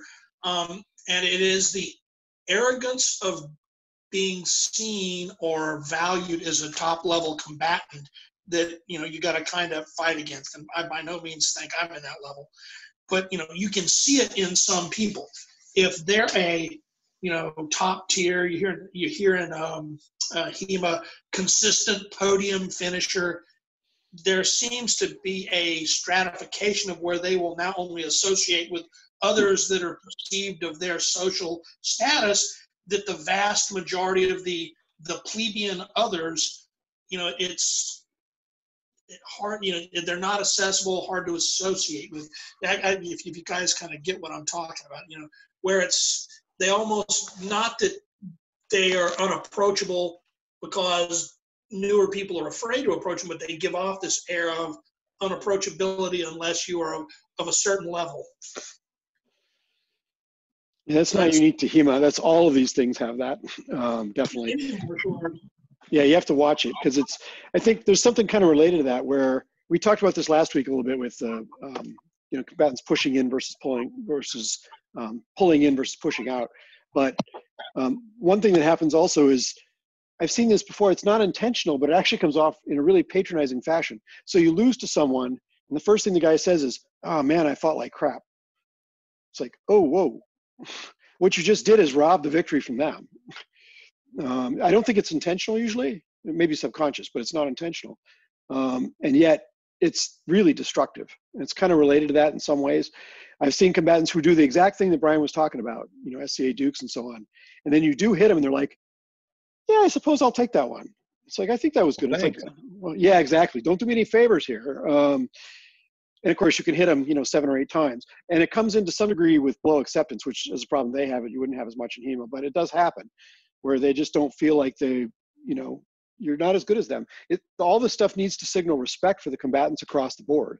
They're fellow combatants. And so much like this knighting thing was, the idea of knighthood was extended across the board, whether you were a duke, an earl, a baron, or a knight, you're still a knight, and your peers at that level, on that level in a martial sense. Your social thing may be different, but your martial status is the same. And so that's something we tried to capture in the Company of St. George initially, and then infuse into the Schola culture also.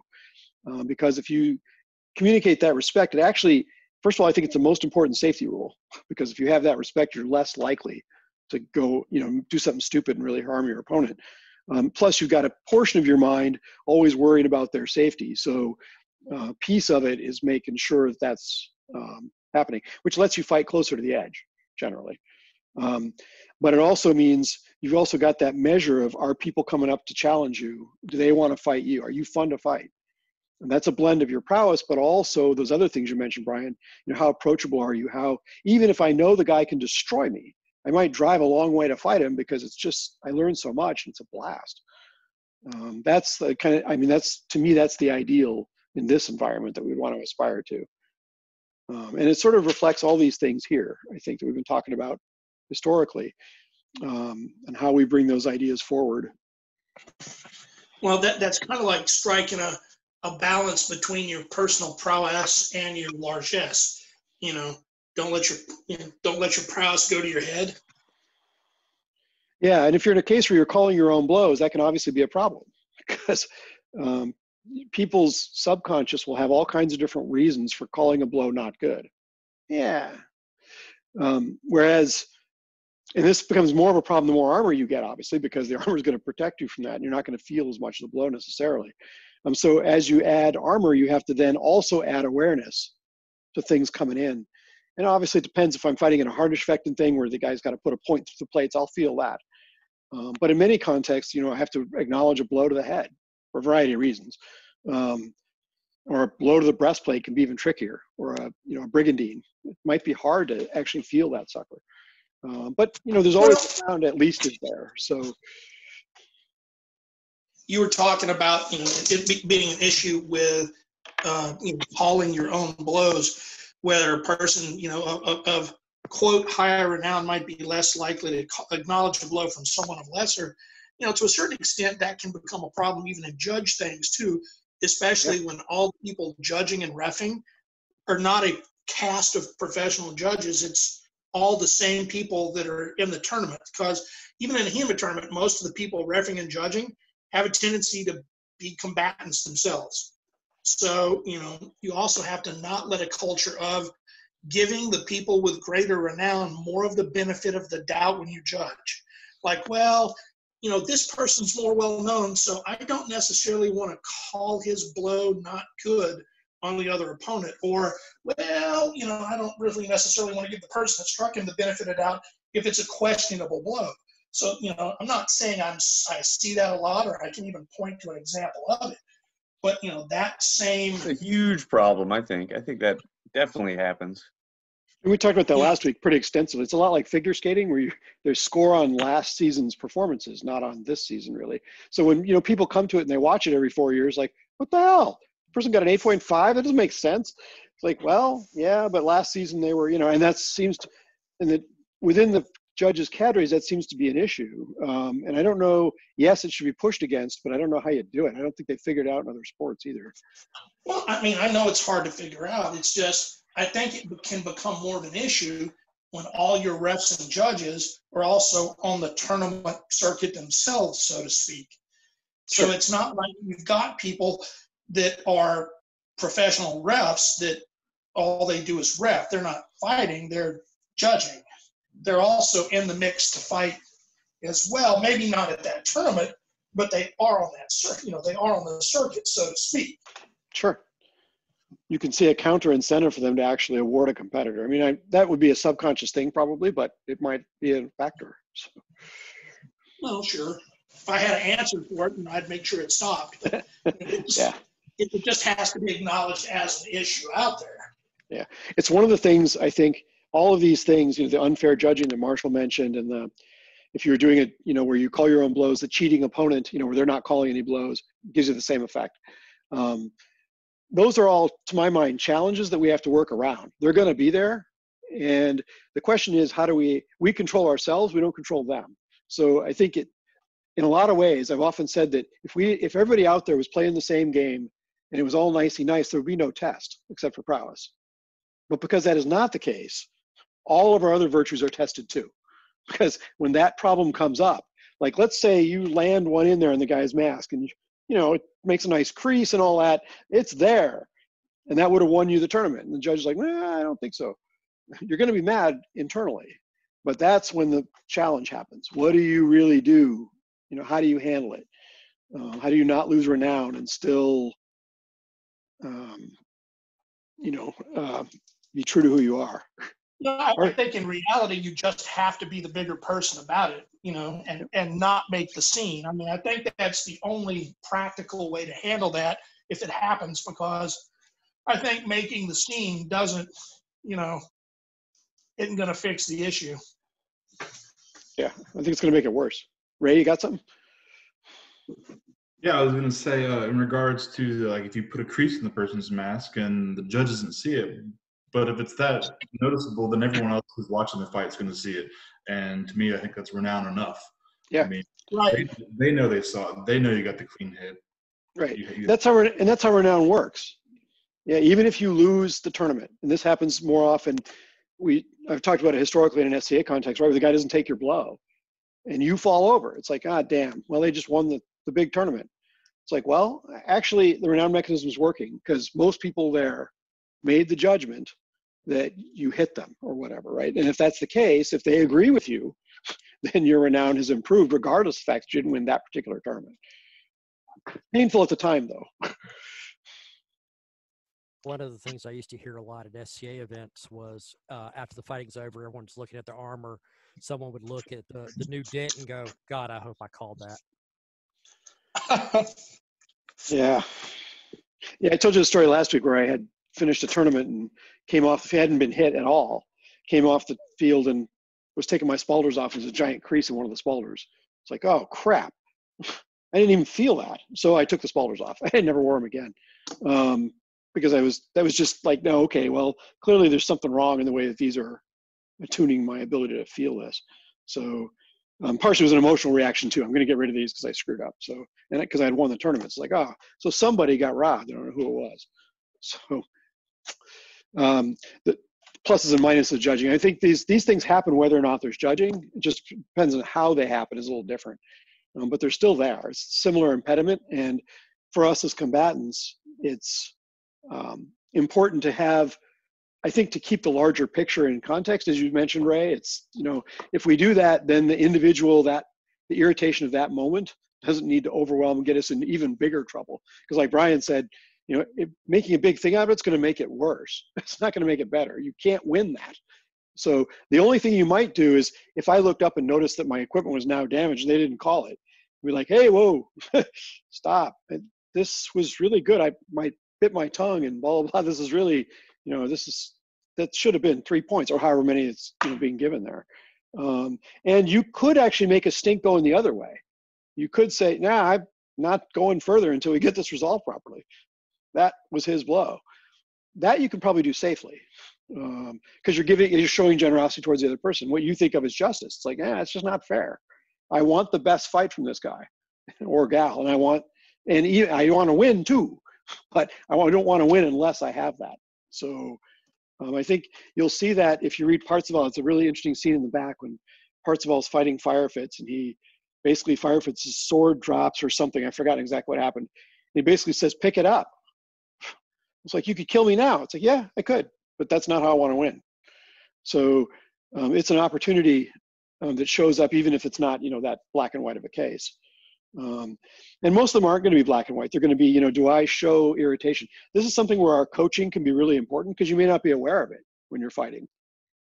But as a coach or a teacher or an instructor, you can look over and say, probably you needed to be a little bit more generous or express more joy in that fight. Because it just came off as not as good as it might have. And if we build up a culture of trust with the coaches and instructors, then that shouldn't be an issue. I've heard you be sensitive about this, Marshall, before, so it's a good thing. Because it's reputation, it's what renown is. You heard me be sensitive about it? Yeah, well, you said earlier in the conversation that, we shouldn't be, we've got to maintain our renown on the field there. So as a coach, that's one of the things you should look for. How is this coming? How are they? Because you're helping to defend their reputation, their renown, and the schools at the same time. Yeah. No, we certainly want a behavior as a club. Right. And I don't think there's any of our groups have problems with this. The problem becomes when there's a difference between your perceptions of your actions and everybody else's. You think you're being perfectly cool about it, and everyone else is like, wasn't ideal. Yeah, but like we're all people that go around other people for work and pleasure, and at this point, if you're not capable to read the room, we've got other issues that we need to figure. Usually, I think you can tell when people don't like how you're behaving in a competitive sense. Yeah, the flip side is that, of course, you have a reason. Go ahead, Zach. Speak for yourself. I never know. Well, it is tough, I think, because you got that subconscious thing saying, I want to win. And that's going full tilt while you're out there. So. I've seen one example of a combatant who, I don't know whether he was reading the room or not, but he unselected himself from further competition by basically just being a jerk. Yeah, well, they become a famous jerk. So is the problem with this. The bigger the platform, the bigger the stage, and tournaments are stages, the bigger the hit to your renown or your infamy. So the worst place to screw it up is in the finals of a big tournament, because everybody's watching, and it costs like 5 times as much as it does if you do it in the first couple of rounds. So that's one of the tests. We'll talk about that with the tournament more next week. But anything else anybody wants to hit on this chapter 2? I think what he's trying to say here is that there is an international sort of model developing where you're being judged by your peers, and your peers exist across sort of local or regional lines by adherence to these chivalric ideas. And that includes prowess, loyalty, courage, but also courtesy, largesse. Those are the ones he primarily talks about, hardiment maybe, the ones he talks about so far. There are some others that we talk about when we get into the religious side that add new things in, like humility. Humility is not in that list that he talked about in the secular virtues. It really isn't in there. Really, that's a religious one that gets sort of added in to the mix as things go on. Doesn't mean it has to only have application there, but that's kind of where it comes from. Keen doesn't really talk about it that much, but Painter does. So anybody want to say anything else about that sort of his idea of the thing coming from a secular sort of base? Hey, Sam. Hey, I wanted to say something else that Don Peronino reminded me in regards to, say, courtesy. Sure. And the way it kind of impacts in the martial world is it kind of ties into also being trustworthy. You're able to kind of keep private certain things. You're able to be trusted to keep some secrets. There's certain passages with Don Peronino where it's clear he's with someone's wife. And that's, it's not a big deal as long as no big deal is made of it. But things like that, I mean, that's happening kind of on the court scene, that there's mingling in social situations where people need to keep their mouths shut, and courtesy maybe ties into that. Well, that would be, of course, respect for the lady that you're courting, let's say. Well, only as an example, but in other situations where, privacy or some delicacy with matters is necessary, applying courtesy to kind of keep that hidden. Yeah, or bringing it out in the right way, whatever it happens to be. Judgment is obviously crucial there. We can think of a lot of links being necessary here to pull those things off. And this is where, when we get into the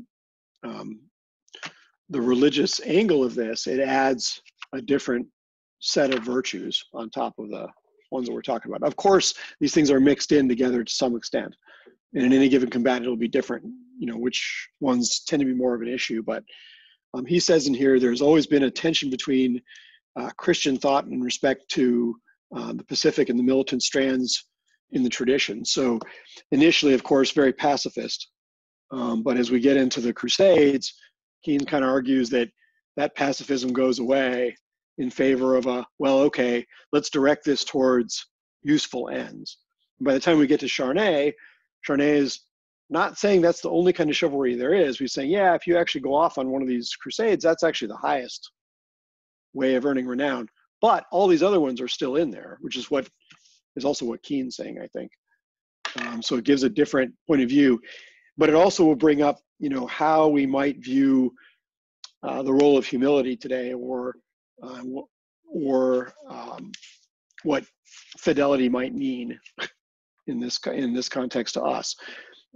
Faith might be the same thing. You might have it as a religious quality, but you might also have it evinced in some other way.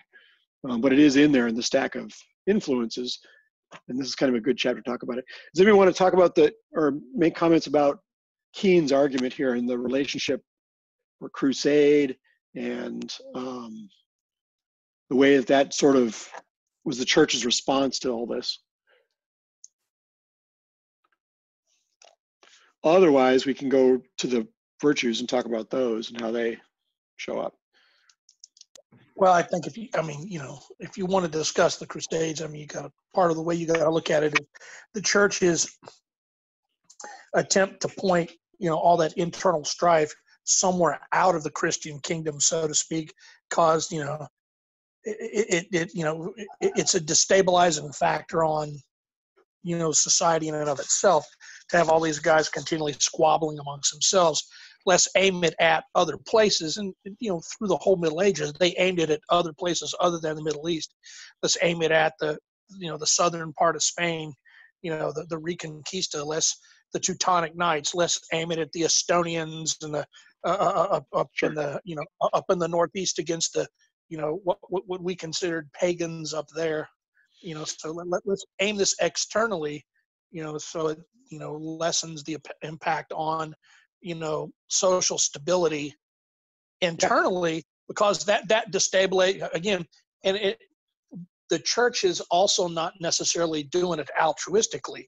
The more internally you're destabilized, the more it destabilizes the church's power and influence too, because it's reducing the ability of the church to get its tithes, and because you got to look at the church as both secular and religious. They did have a ton of secular power, so it's destabilizing on what the church's secular power and influence would be too. Anyway, my thoughts.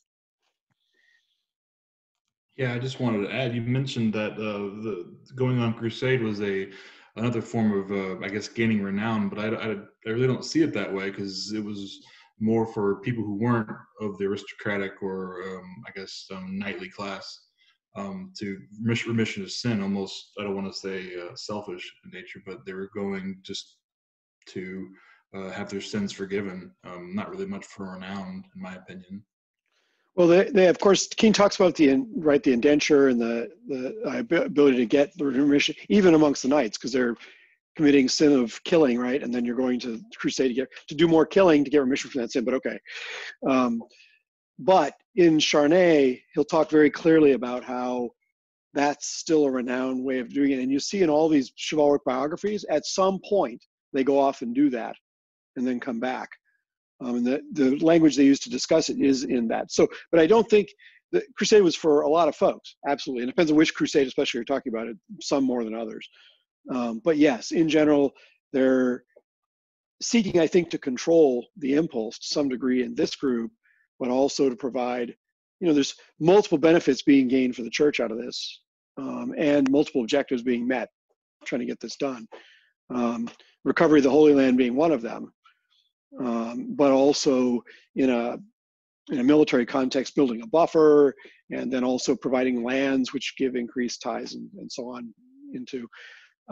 Notably, the relationship with the Byzantines was not that great during this, even though the Byzantines were the defenders of the empire when no one else was. And that's the cause of the First Crusade, is really Byzantium sending up a flare and saying, hey, we're being overrun here. The brothers of the West need to help us. And it sort of lined up with Urban's plans also. And the two things came together and resulted in some the crusade sort of thing has obviously been more interesting the last few years because of the wars in the Middle East and the constant invocation of crusade by our opponents over there.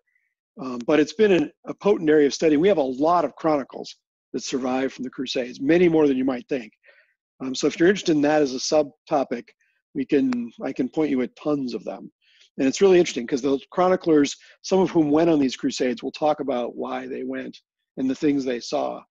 And so we could actually get pretty nuanced in a future discussion about, we could look at some specific ones and say, well, here are you saying this. That's, if people are interested in that, that's a direction we can go. And I would say too, I mean, just remember, I mean, was it Richard II? Is that the right Richard? What do you think? First. Richard I, yeah, led a crusade to the Holy Land. So if you think he wasn't taking every able-bodied knight that was willing to go with him, I mean, it certainly wasn't just for po folk, looking for remission of sin. So, I mean, there's definitely some senior level leadership at the secular level that was very interested in traveling to, as Charnay would call it, foreign wars, to gain renown and, make a name for themselves. So.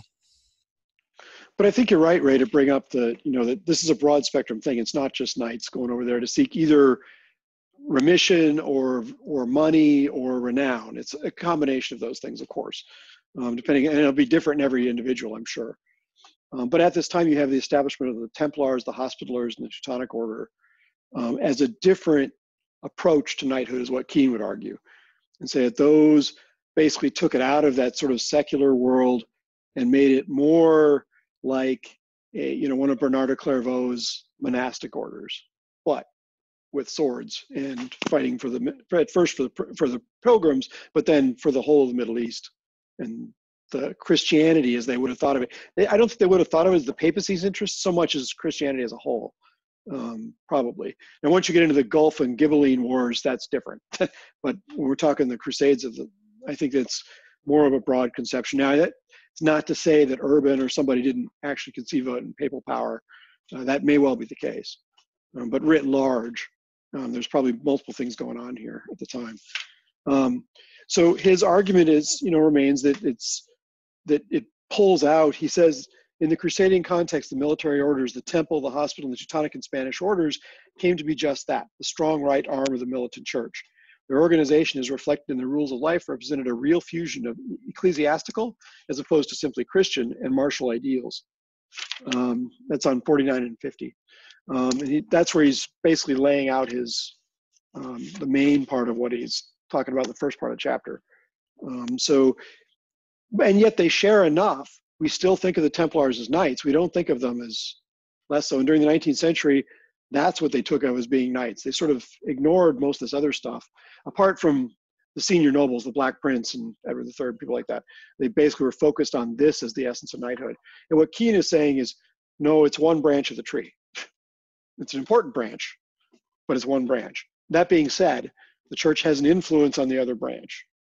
And so we can see those influences first in the way that they treat tournaments, right? The peace and truce of God. You're not going to fight tournaments on Saturdays and Sundays, which is the day I go to tournaments. So that would be unfortunate. But the way it is in there, they were sort of, trying for stability and social order and so on at that point as a problem they thought was not so bold.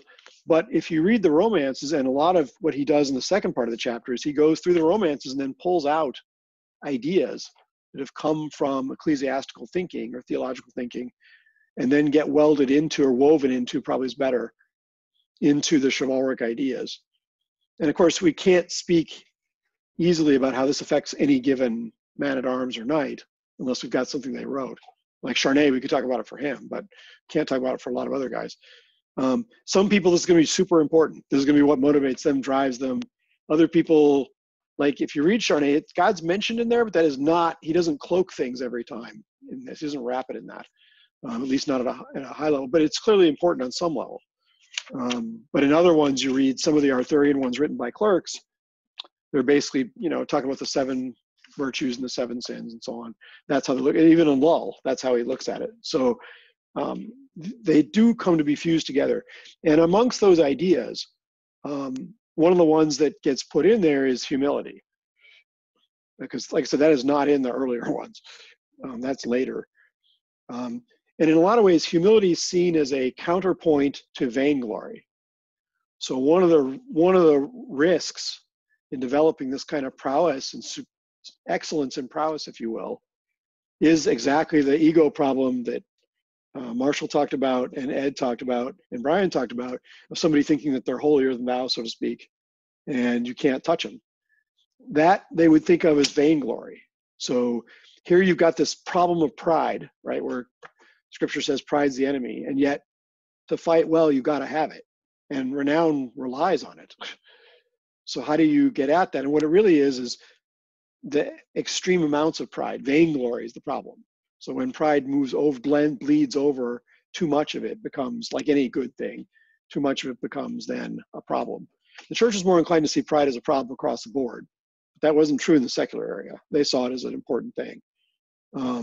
So the idea of humility is kind of a middle road, saying, okay, but if you have this, this will help to counter that vainglory to some extent. Can you have too much humility? Yeah, absolutely. But and that can be debilitating if you have it. And you'll see combatants, if you're training them, some kinds of combatants are so self-deprecating that they just can't perform well. So they've got too much of that. And yet, a healthy dose of humility helps you never make those big errors on the field, if you can weave it in there. You guys have a commentary on this one? Yeah, I was going to make sure I'm on track. Whenever Keen was speaking about like the Song of Roland or Sure. Beowulf, is this where we're getting that? I guess maybe not humility, but where to stop? Like you're going to fight far off a lord or something to do some heroic task or to gain renown, but not overdo it, I guess. And why you're doing it's important. So that's what they would probably argue. So in a Roland's case, he defends the pass so that Charlemagne can get clear. So he's doing the famous last stand, right, to let everybody else get out. Obviously a virtuous thing in any warrior culture. The question is, and Oliver asked this question in Roland. So the author says, Oliver's wise, but Roland is he's proud. And so it's not clear that the author's saying that Roland is better or Oliver's better. That's left to the reader or the hearer, listener, as the case might be in one of these chansons de geste. And it's an interesting question, right? Which one, what degree of that? It's not a question that we can answer across the board because lots of the romances deal with that same question. So this was an ongoing issue that came up over and over again.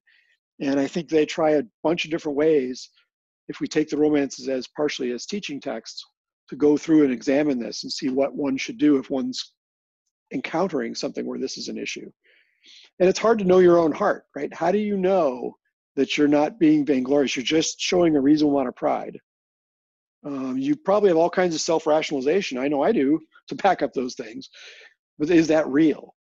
And that's the challenge they're putting out there. It's very difficult to see what that really is. I'll talk about this some in the book of the tournament. You'll see it in there. Because I think it's a central problem of combatants as they go up and suddenly get to the range where they're pretty competitive, this becomes an issue. Not always, but it's one of the risks that you don't want to step on this particular landmine because renown-wise it can be semi-fatal. So, but it's hard to see. It's well camouflaged. So I rely on my fellows for that. Let me know when I'm off base. I may not agree with you right away, but over time, maybe it'll sink in, right? So I think there's some coaching things we can develop there too. Honestly, in the Schola, we don't tend to attract people that have as much of this problem. That's a cultural thing, I think. We've seen some people come and go who might have had that issue, but they don't typically stay around that long. But we're not only fighting ourselves, and just because we see it in other people doesn't mean we're free from it either. So I think it's a big risk, potentially.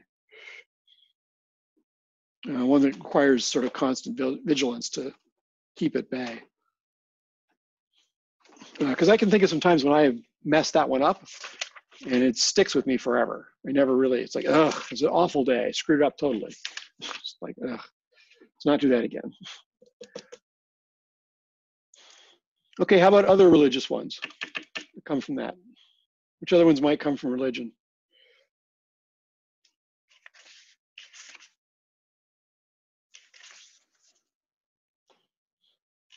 How about fidelity? That kind of goes to the loyalty one, but it's a little different. It's more loyalty to an idea or a person, being constant, if you will. Do we have any risks, or how would that one show up today?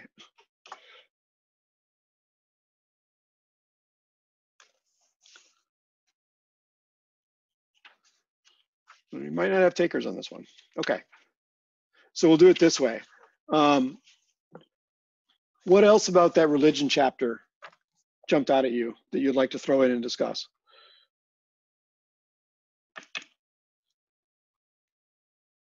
I know we're getting at the end of our time, so. Here, give me a second. I think I had something, if I looked at my notes in the book. I'll get back to you in just a second. Did we talk about how they never truly gained full influence? Nope, go ahead, talk. So, I mean, one of Keen's overarching subject matter points for the chapter is that while the church did try very, very hard to exude influence over the secular knights in Europe, they never fully established themselves as dominant. And this shows up very much in his next chapter when he talks about the creation of a knight, when he says, well, I mean, so if you look at kings across Europe, that's almost exclusively religious in some way. It takes place in a church, and there's like a bishop there who's putting a crown on him and all these other things. But for knights, none of that is a thing, and it never is a thing. And you do occasionally see it where, and he calls out a couple of specific points where like a priest or somebody knights someone, but ultimately it remains secular. They never truly dig their claws into the secular world that is knights, no matter all through the Crusades and after. And so as much as they tried, as much as they had an influence, it never overrode the secular origins and that secular relationships. They never took the fidelity away from the individuals above them in the secular hierarchy of rank and replaced it with the church. It was always still ultimately the king, and then whoever their liege lord or whoever they were sworn to was still always their senior god that they answered to, and the church never replaced that. So that was another big key point that Keen talks about in the chapter as well. So is he right? Do you guys think that's accurate? I think it's probably on a case-by-case basis, but overall, yeah, I agree with Sam. Hey, Ray, what do you think? I can't get my space bar. There you go. You're good. Okay. I forgot what I was going to say now. Oh, sorry. Kind of go on what Sam was saying. What stood out to me is what he was talking about, the Cluniacs, and how they were on the vassals' land, and how like the ecclesiastical and secular knighthood, they didn't intercede, but they went parallel to each other. So the secular knights they plundered in Spain, brought back gold, silver, and this is where we're going to promise this to the Cluny monastery. It was more of like a generosity thing, but I think I don't know if that really goes into what Sam was saying, but that's kind of what stood out to me, the generosity and loyalty aspect of it. Yeah, I agree. That sounds right to me too. I think I agree with the parallel strands. The only place where that starts to run into trouble is with the Hospitallers and the Templars, which were militant orders. And the Templars especially, of course, become a giant banking concern as well, with an independent power base of their own, which caused them to get in trouble in the early 14th century and basically die out. So under pretty horrendous circumstances. So, but they did early on become part of that. But that illustrates his point, because that's a separate thing. It's not the same. And as when we get to the secular orders, like the Order of the Garter and the Order of the Band and so on, we'll see their surface resemblance is there, but the things that they laud and celebrate are very, very different. Well, and all of those things still exist, but none of the religious orders of knighthood really do. So, like, there's still Knights of the Garter, there's still Knights of the Golden Fleece and of the Star, but none of the Templars, Hospitallers, or any of those dudes really have a presence anymore that you could go and find, as far as I know. Unless you go to a Masonic call. Right, yeah. Which is where a lot of the effort there has been to directly connect the lineages with the Templars and the Hospitallers and so on. The Templar case is very, very dubious, and you'll see a lot of very wishful scholarship coming out. It's like, oh yeah, here. And this is the problem with trying to research these things. You got to stay away from the stuff that's trying to argue that the Templars, the Masons are in a direct line, because there's just so much wishfulness in there that it's hard to, unless you know the sources really well, it's hard to say yes or no. But the people who look at them as without that, and there are a lot of books on these things, give you a pretty good idea. We've got Oderic Vitalis' Rule of the Temple, which is really good. And it does give, if this is the avenue of interest, there are a lot of stuff in the Templars in particular that one can look at these days. And a lot of it's translated now from the Latin. The downside is, unlike a lot of the chivalric stuff that would be in French, the Templar stuff's almost exclusively in Latin. So it's remained hidden from 20th century and 21st century sort of enthusiast scholars until it gets finally translated forward into English. But there is some there. So, and I think that sort of supports his point. Same one you two made.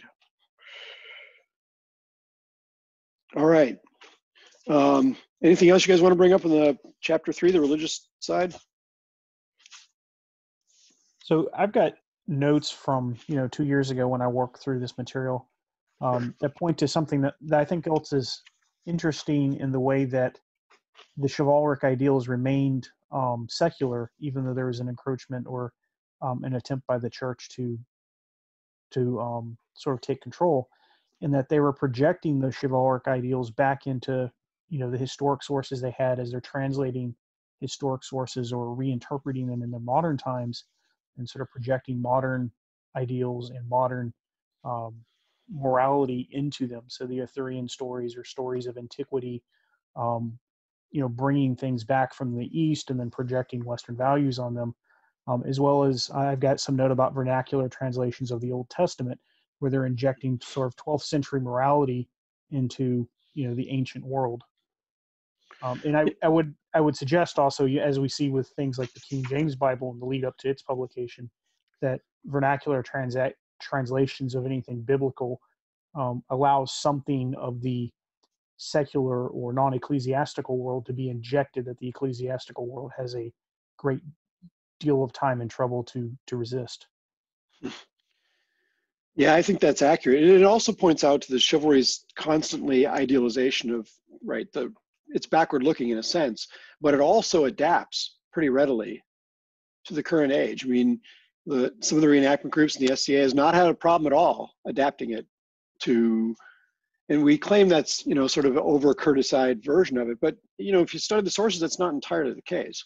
There were elements like that historically. But it does look back, Alexander was a famous Caesar. These were themes for romances coming forward, where they took and then reimagined them and put them in a modern setting. We typically allow women to fight in HEMA tournaments and SCA tournaments. That would not have been done, obviously, historically. Same people who might be Jewish, same thing. That would not be done historically, but it is now. And I think there is an element to it that, like you'll see when we get to Edward III and those guys, they were consciously using it to sort of shape the chivalric terrain around them to try to get behavior that they wanted in an ideal sense, but also in a political and legitimacy sense. So it's got, and if you look up to now, we see that the Avengers or Star Wars are still the Round Table in a sense. So these things reflect and have been looking backwards, but they've always sought to try and put it in a current context also so that it connects with folks. it's not necessarily, if we read straight to Troy, it's not going to connect the same way that it would be if someone took that story, set it in a modern lens, and then let people look at it from there. So that's a really good point, Ed. I'm really glad you brought it up. I think that it does show some of that collision between the church and the secular community, and it's sort of, both affect the other, just like these things normally do with each other. So the nice thing about that is that you can veer wherever you like on the spectrum and still be within it. So someone can be extraordinarily religious and put that into a lot of what they do, and they can still be in line with partially what was going on. You can be far away from that and still capture it. The part that's hard to get to is we don't typically ride around on horses. So, and since chivalry means chevalier or horse, cheval means horse, that can be tricky, but we do it anyway. So again, showing how resilient the ideas can be, really. Just don't even need the basic weapon system. Okay, we're at 2 hours now, so I'll open for any final comments, and then we'll go over briefly again what we're going to do for next time and close her down. Ray, you got anything? Any final?